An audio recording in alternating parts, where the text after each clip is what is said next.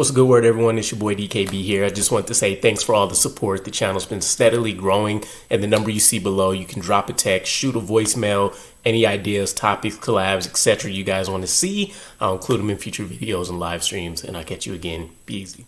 What's the good word, Jets fans? It's your boy DKB here. And whether you wanted Aaron Glnn to be the next head coach of the New York Jets or not, whether you considered him to be the best candidate or you thought it was just kind of name recognition and relationships that got him the job, or again, you just completely felt like there were better candidates, whether it was someone offensively always being a better option or a defensive coach that we should have selected ahead of him.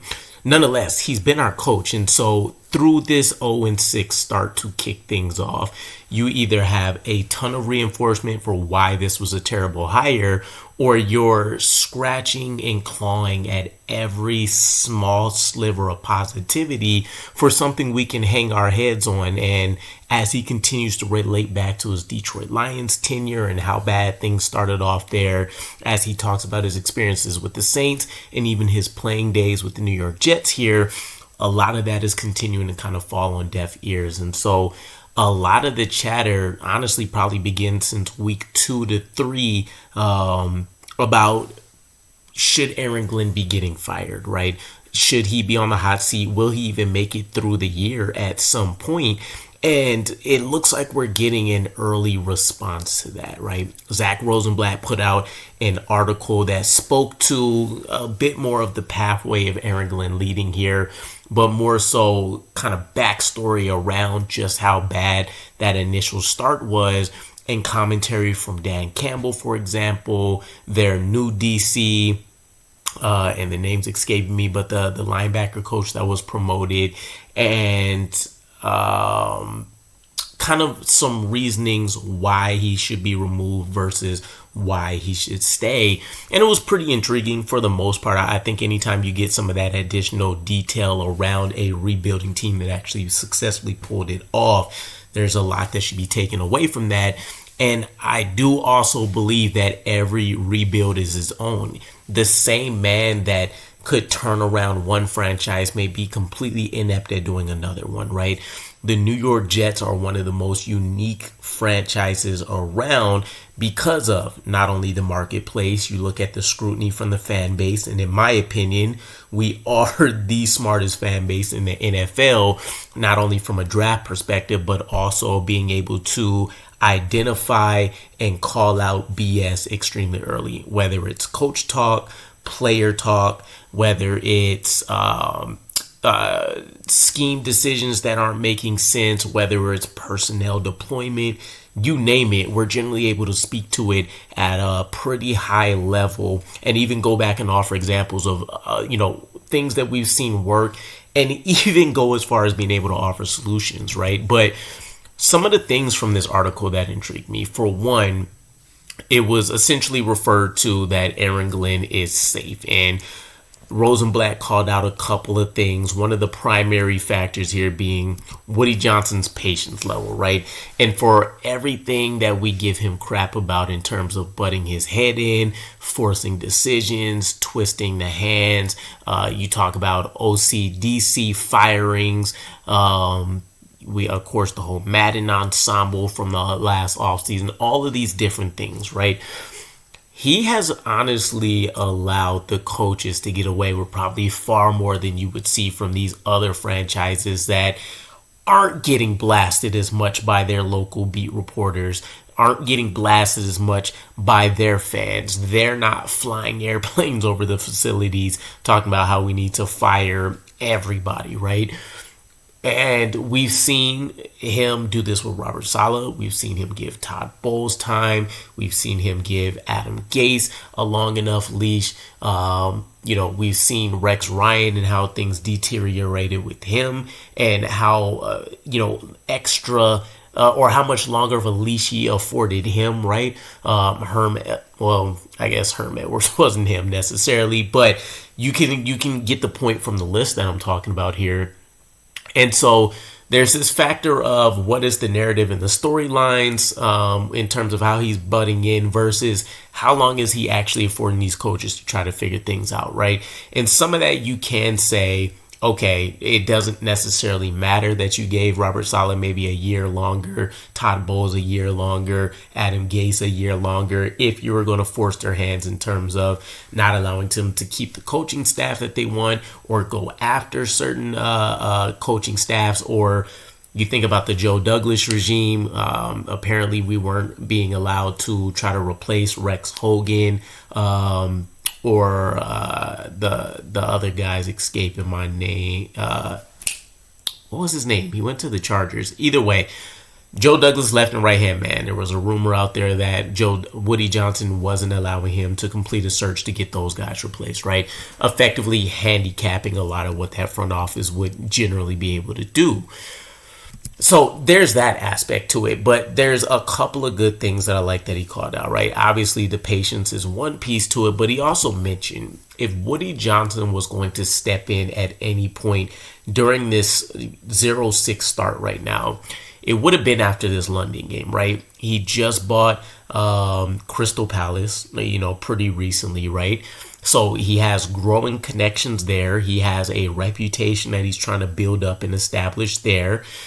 You have the fact that, of course, he's had his ambassadorship overseas before. And then overall, as an international game, not only is it giving you fanfare in America, but there's budding fan bases growing for the Jets team overseas as well. A lot of media attention, basically, is what I'm getting at. And so you want your team to look excellent in those situations, right? And again, Broncos wasn't our worst performance. At 2 of the 3 phases stepped up, but still, it was a loss. There was enough very questionable things that happened during that game. And even though Steve Wilks had a bounce back, you could still argue that the 5 weeks prior would have been a fireable enough offense. Timing wouldn't have looked great, but there would have been arguments for it, right? Tanner Engstrand's case, I think he's hands down been the better coordinator of the two so far, but having a quarterback in this day and age produce negative 10 passing yards is definitely something that can get you fired on any given week, in my opinion. And so if he was going to force a change in staff, if he was going to change a force in play caller, if he was going to decide, this is too eerily close to what we've seen with Robert Saleh playing overseas, he was going to let them go. You also have the Sean Payton connection between Darren Muji and AG. You also have the previous beef between Sean Payton and the Jets, at least when Robert Saleh was overseeing some things and kind of what was going on there with ROC, right?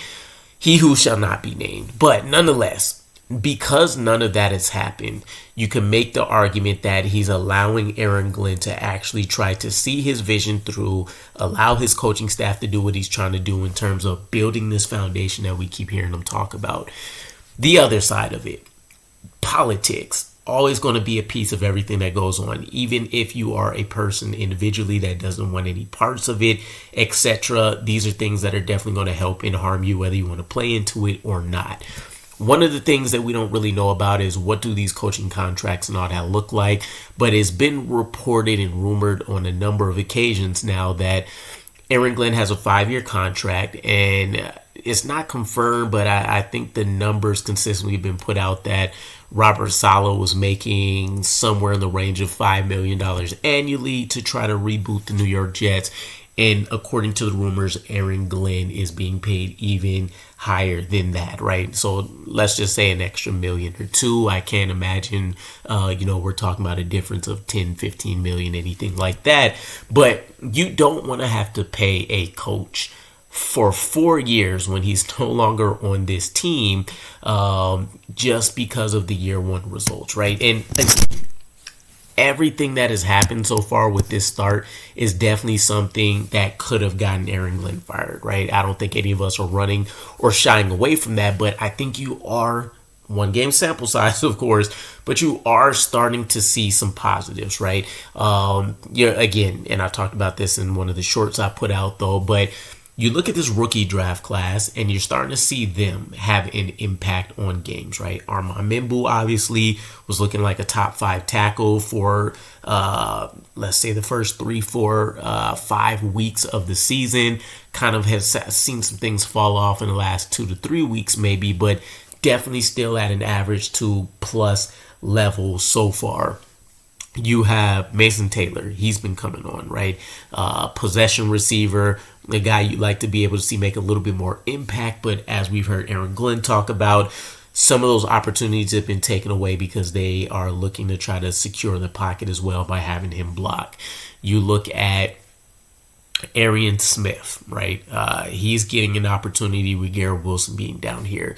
You look at Garrett Wilson in and of himself. Yes, he's the only legit receiving weapon in terms of the wide receiver room, but he still has to be able to go out there and have that impact. And he was effectively on track for a career year, even with the struggles of a Justin Fields.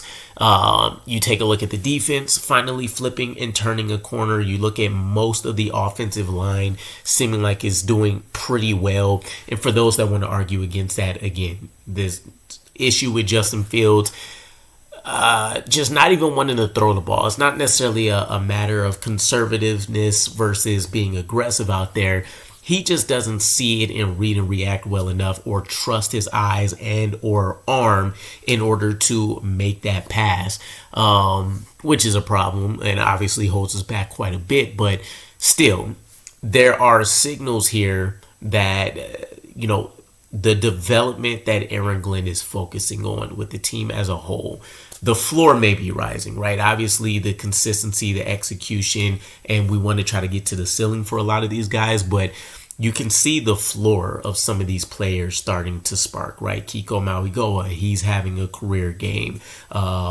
Tyler Barron, really one of the only members of this draft class not doing much. Austin McNamara, shout out to him, right? He's looking like a top 2, top 3 punter. You can argue the top punter in the league throughout this season so far, and they were able to identify that early and keep it going. So there's some things to look forward to. There's things that you can obviously point to and say, if we can negate some of these as well, and this is from top to bottom, Aaron Glnn with some of his coaching decisions. And I would say, honestly, just coaching scared is really the highlight of that whole factor. You take a look at game management situations, and again, I think some of that or a lot of that is really kind of wrapped into the conversation around him coaching scared, because there's this kind of lack of trust that I say is pretty clear in what Justin Fields may be able to do. Now, whether that's based on his skills or what he's showing versus what he thinks he has built around Justin Fields, which would really just be an indictment of their free agency plan, is a separate story. And then again, you look at, week our game against the Broncos anyways, only 2 penalties if I recall correctly. So you've seen a dramatic increase there. Do I expect that to continue? Probably not, but there's the turning point. If we look back on this in a couple weeks or towards the end of the season, you look at the Broncos game, you say, all right, this was probably the turning point of enough players finally being able to get on the same page. The coaching staff finally being able to execute certain things because the players are now responding well enough, and you're starting to see the expansion and what is the year 2 plans about supporting that talent now going to start to look like. So I think the key part here, right, going back to the article, is that not only is Rosenblatt calling Aaron Glnn's job for the year safe, but he's also saying there's no expectation that into the offseason Woody Johnson will suddenly change his mind and look to fire him. Also, I seen something about Aaron Glnn's brother kind of hyping him up as well, talking about he just needs the right ingredients to cook, and that's another argument as well. He gutted a lot of this roster. He didn't necessarily bring in his guys, by the way, which is a huge piece to this. Again, his miscue, however you want to look at it, but it's not like he necessarily brought in a bunch of Detroit Lions players or a bunch of Saints players from his days.